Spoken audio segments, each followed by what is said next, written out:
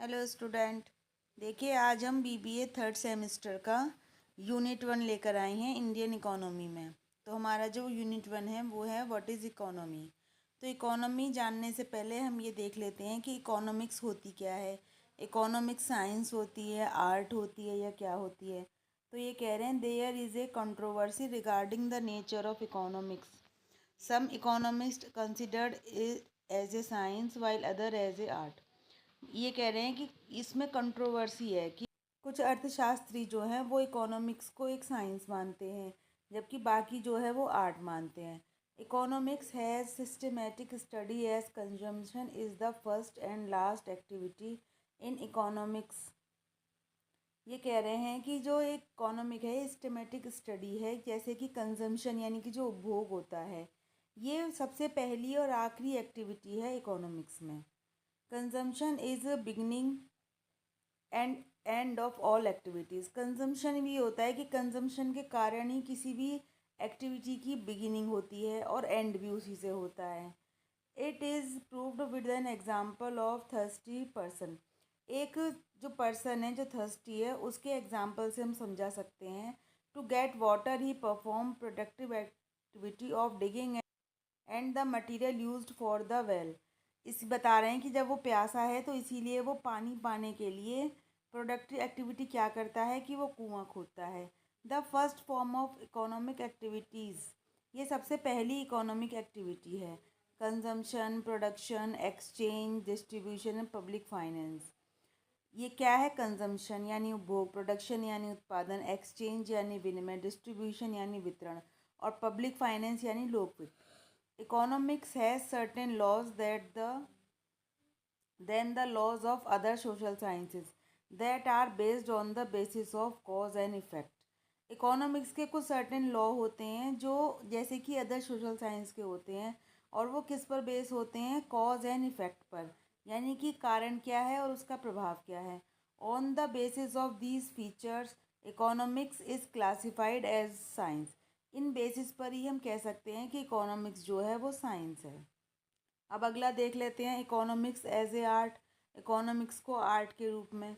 Economics principles are developed through a long process of collection and analyzing of information about the relation between two variables dependent and independent. ये बता रहे हैं जो economics के principal होते हैं या जो सिद्धांत होते हैं, ये कैसे डेवलप होते हैं। एक लॉन्ग प्रोसेस होता है कलेक्शन करने का, एनालाइज करने का इंफॉर्मेशन को, और रिलेशन निकालना होता है कौन से वेरिएबल्स के बीच जो डिपेंडेंट होते हैं और इंडिपेंडेंट होते हैं, यानी कि स्वतंत्र और जो आश्रित चर होते हैं उनके बीच रिलेशन निकालना होता है। With the help of these principles various policies are framed as wage determination guides the wage policy. इन्हीं सब की हेल्प से हम निकाल सकते हैं कई सारे प्रिंसिपल, जैसे कि वेज डिटर्मिनेशन जो होता है वही हमारा गाइड किसके द्वारा होता है? वेज पॉलिसी के द्वारा। Wage policy protect the interest of employer and of employees. Wage policy जो होती है वो एम्प्लॉयर और जो एम्प्लॉई हैं दोनों की ही जो इंटरेस्ट है, यानी कि दोनों की सुविधाओं का ध्यान रखती है। For economic problems such as price, unemployment, economic growth, national income, and international trade, theoretical knowledge is used for their solution.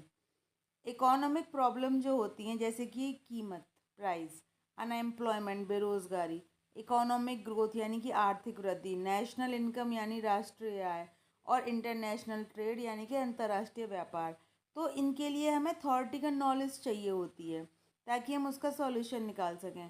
Price determination guided the policy maker to manage supply and to maintain price stability. जो हमारा price determination यानी कीमत निर्धारण होता है वो policy maker को guide करता है कि वो सप्लाई और जो प्राइस स्टेबिलिटी है यानी कीमत की स्थिरता को बनाए रख सकें। These example reveal the role of economics as an art. इन एग्जाम्पल से हमें पता चलता है कि इकोनॉमिक्स एक आर्ट की भी रोल करती है। The practical use of theories in terms of policies depict the nature of subject as art. इन सब का प्रैक्टिकल यूज़ करने से पता चलता है कि ये सब्जेक्ट आर्ट भी है। ठीक है, अब हम देखते हैं what is economy, meaning of economy. An economy consist of the economic system of a country और अदर एरिया। इकोनॉमिक जो सिस्टम होता है, ठीक है, उस वही हमारा एक इकोनॉमी को बताता है, एक कंट्री का या किसी अदर एरिया का। The labour capital and land resources and the manufacturing trade distribution and consumption of goods and service of that area. ठीक है, जो लेबर है हमारा, कैपिटल है, और जो हमारे लैंड रिसोर्सेज हैं, और जो हमारा मैन्युफैक्चरिंग है, ट्रेड है, डिस्ट्रीब्यूशन है, कंजम्पशन गुड्स का, और जो सर्विस है, ये सब हमारे बताते हैं। We can say economy as a area where goods and services are exchange. हम ये कह सकते हैं कि इकोनॉमी या अर्थव्यवस्था एक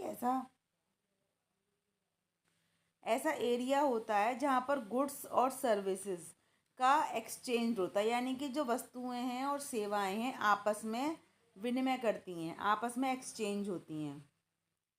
according to demand and supply, मतलब डिमांड और सप्लाई के बेस पर, जितनी डिमांड है और जितनी सप्लाई है, जितनी डिमांड होगी उतनी ही सप्लाई करी जाएगी। बिटवीन पार्टिसिपेंट बाय पार्टनर और a medium of exchange with a credit or debit value except within the network। मतलब जो पार्टिसिपेंट होते हैं या पार्टनर होते हैं जो एक्सचेंज के मीडियम के रूप में काम करते हैं, और क्रेडिट या डेबिट की वैल्यू इसी नेटवर्क में एक्सेप्ट की जाती है।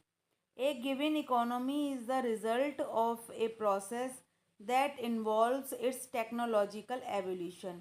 जो इकोनॉमी होती है वो रिजल्ट होती है एक प्रोसेस का, जो कि इन्वॉल्व्स होती है टेक्नोलॉजिकल एवोल्यूशन में। जो हमारी तकनीकी जो चेंजेस आते हैं, क्रांति आती है, इसमें हमारी इकोनॉमी जो है वो वहाँ पर एक उसके आसपास ही घूमती रहती है, उसमें ये सारी चीज़ें आती हैं।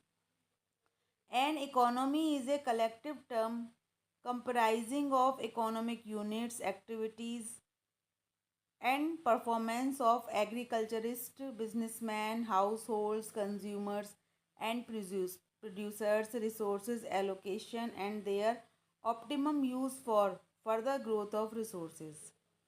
जो इकोनॉमिक क्या है, जो हमारी इकोनॉमी है कलेक्टिव टर्म है, यानी इसको हम जॉइंटली बोल सकते हैं। जैसे कि इसमें कई सारी एक्टिविटीज़ और परफॉर्मेंस आती हैं। जो हमारा एग्रीकल्चर है उसकी परफॉर्मेंस भी आती हैं, बिजनेसमैन जो हैं हमारे, जो उद्योगपति हैं, उनकी भी आती हैं।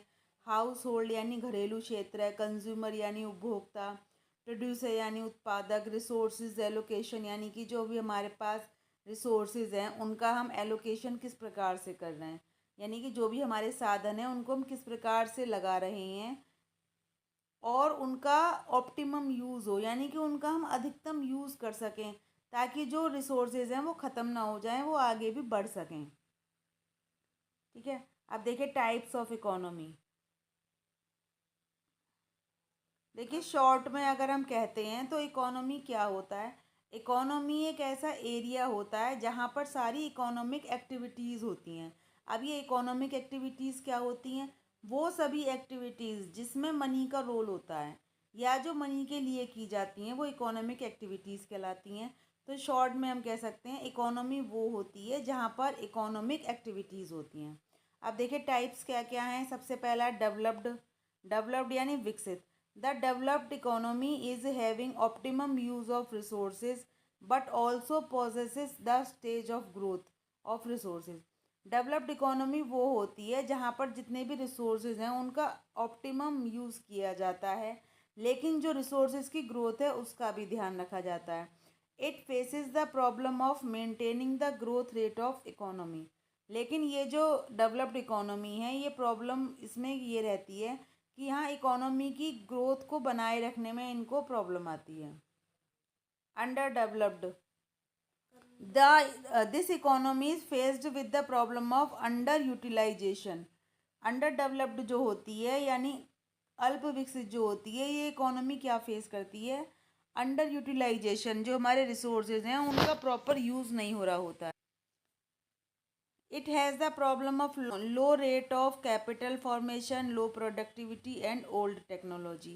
इसमें क्या है, जो कैपिटल है वो भी कम बन पाती है, यानी कि पूंजी, लो प्रोडक्टिविटी होती है, यानी उत्पादकता जो है वो भी कम रहती है, और टेक्नोलॉजी जो है वो पुरानी यूज़ होती है। उसके बाद देखिए थर्ड है सिंपल। सिंपल इकोनॉमी कैसी होती है? The technology used in the production process are old, agriculture sector is in the dominating sector. मतलब जो टेक्नोलॉजी होती है वो पुरानी होती है, और जो हमारा कृषि क्षेत्र होता है सबसे ऊपर होता है, या सबका निर्धारण वो ही करता है, वो ही डोमिनेटिंग होता है। उसके बाद है कॉम्प्लेक्स इकोनॉमी। ये क्या होती है? In this secondary and territory sector plays major role. इसमें जो है टेरिटरी सेक्टर जो है वो मेजर रोल प्ले करता है। The production system being of large scale, modern technology is use. Production जो है वो बड़े लेवल पे होता है और मॉडर्न टेक्नोलॉजी यूज़ की जाती है। और नेक्स्ट है हमारा कैपिटलिज्म और ओपन मार्केट इकोनॉमी। ये क्या है? In such economy market forces have free play to determine the value of the product, primary and secondary both.